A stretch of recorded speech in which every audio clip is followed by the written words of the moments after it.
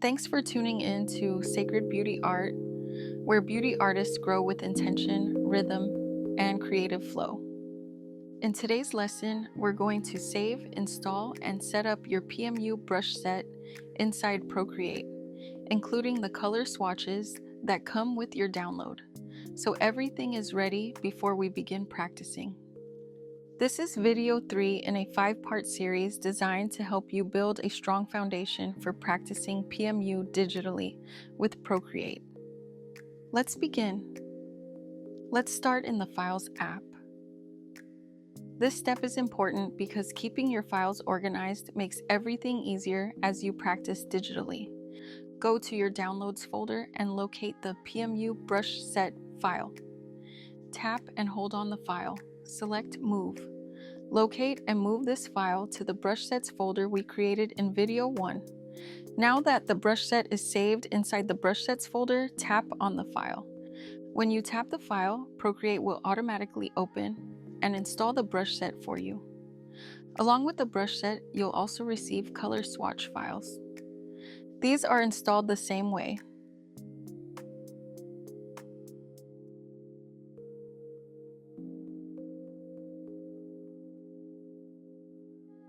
Go back to the Files app, locate the swatch file in your Downloads or Brushsets folder, and tap it once. Procreate will open and add the swatches automatically.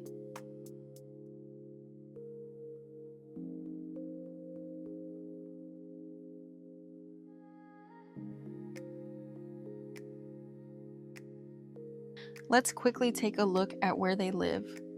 Open the color panel in the top right and tap Palettes. Here you'll see the swatches that came with your download already saved and ready to use. We'll use these more in the next video when we start practicing on a model image. Okay, it's time to go to the brush panel and locate your newly installed PMU brush set. Before we go into detail, I want to quickly show you each brush so you know what's included and where everything lives. After that, we'll slow down and look at how to use each brush intentionally.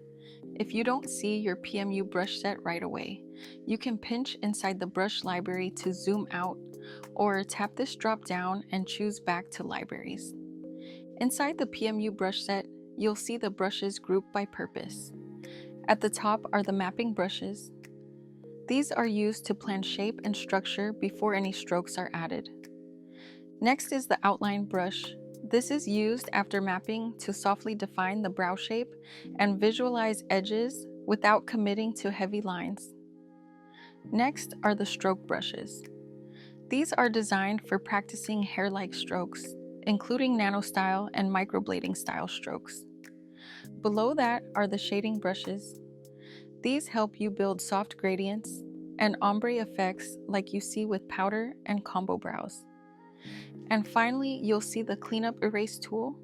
These are used to refine edges, clean lines, and make small corrections. That's the full brush set at a glance. Now that you know what's included, let's go back to the top and start breaking these down one by one. Let's start with the mapping brushes. These brushes are intentionally very stable to help you create straight, controlled lines. If you move quickly, the line will stay straight. If you want to create a curve, slow down and move steadily, almost like you're carefully walking the line. Once your mapping feels balanced and intentional, you're ready to move into stroke practice. Next is the outline brush. This brush is used to softly define the brow shape after mapping and before strokes or shading. It helps you see the edges and flow of the brow without committing to heavy lines. The outline brush is more flexible than the mapping brushes. Think of it like using a brow pencil to gently outline the shape. Now let's move into the stroke brushes. These brushes are designed to help you practice hair-like strokes digitally and build muscle memory for real skin work. As you practice, you'll also start to visually see the rhythm of stroke placement. Let's get into the details of the microblading stroke brush. This brush is designed to create the look of microblading strokes with a slightly blunt taper. It mimics a manual blade where the stroke starts strong and finishes with control rather than a sharp point. This brush is great for practicing microblading technique. Next is the Nano Stroke brush. Nano strokes have a soft textured appearance and are designed to mimic machine-made hair strokes. They create a smooth, gradual taper on both ends, which helps the strokes feel natural and realistic. When using these brushes, focus on pressure and movement. Start with light pressure at the beginning of the stroke. Apply steady pressure through the middle, then lift gently at the end. Think of each stroke as one continuous motion and avoid stopping halfway through the stroke. If you move too fast, the stroke can look stiff. If you move too slowly, it can feel heavy. Aim for a slow, steady rhythm. Stroke practice is about repetition and control. Go slow and undo often. Next is the Nano Fine Stroke brush. This brush works the same way as the Nano Stroke brush, but at a smaller size.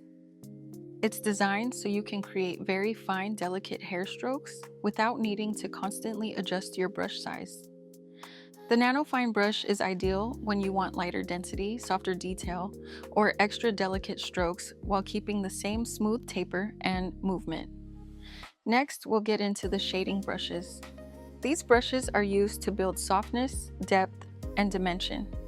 They help you create gradients, ombre effects, and gentle density similar to powder and combo brows. Let's get into the 1RL whip brush. This brush mimics the whip shading technique. With lighter pressure, it creates softer, lighter dots. With more pressure, the dots become more saturated.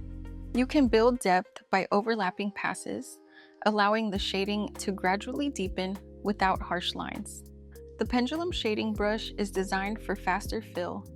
It mimics a pendulum-style movement, allowing pigment to saturate more quickly and evenly. This brush is helpful when you want to build density efficiently without multiple passes. Lastly, we have the Cleanup Erase tool. I personally use it most when cleaning up brow hairs with the clone tool, which you'll see in action in the next video.